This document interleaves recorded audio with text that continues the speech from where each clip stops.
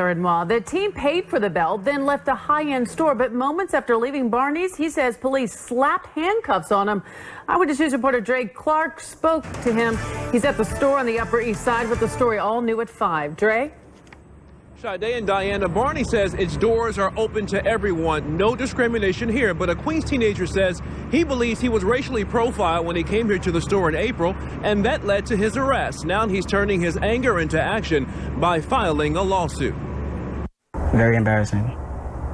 Very. 19-year-old Trayon Christian says he had the right color money but the wrong color skin when he went shopping at this Barney store on the Upper East Side. Trayon bought a $350 Ferragamo belt with his debit card, a transaction that was approved and signed. But Trayon says after he left the store, 2 undercover NYPD detectives stopped him a block away.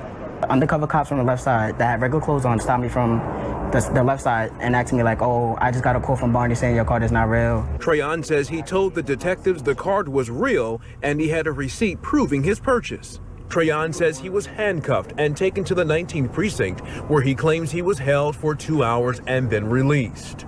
They was like, I'm sorry about everything that happened and your card is real. He was traumatized behind that.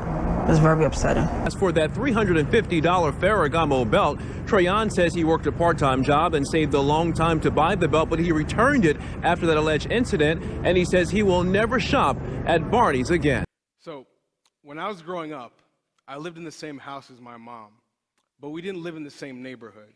See, my mom never had a reason to fear or distrust the police, but for me, that was a big part of my childhood. And I learned at a young age that I would experience some things differently than my white mom because I have a black dad. For example, one of the few memories I have of my dad as a kid is seeing him yelled at and questioned by police on the street. And when they didn't like the answers he was giving them to their questions, they proceeded to aggressively question me. And I was just 8 years old. And as I grew older, that fear and distrust of police grew with me. By the time I was in high school, I was getting stopped by cops and security guards at the mall, at the bus station, on the street, and often they'd have comments about how I dressed in baggy jeans and hoodies like any other kid at the time. In high school, I was so afraid of cops that anyone in a uniform made me feel uncomfortable. And unfortunately, that experience isn't unique to me, but it's the status quo in a lot of neighborhoods across North America. Right here in Toronto, for example, Black people make up 8.1% of our population, but over 1/4 of the people who were stopped by police last year to have their personal information entered into the police database were Black. And that type of disproportionate interaction, when it's seen as unfair and illegitimate, breeds a distrust of law enforcement. It makes people distrust cops, who are the most visible faces of our legal system. And when people distrust law enforcement because they believe that the law is not being enforced equally across all communities, they grow to distrust their government and believe that their government works for some people, but not for all people. Trayvon Martin, 17 years old and unarmed, murdered by George Zimmerman for looking suspicious. Michael Brown, 18 years old, shot by Darren Wilson for walking in the middle of the road looking suspicious.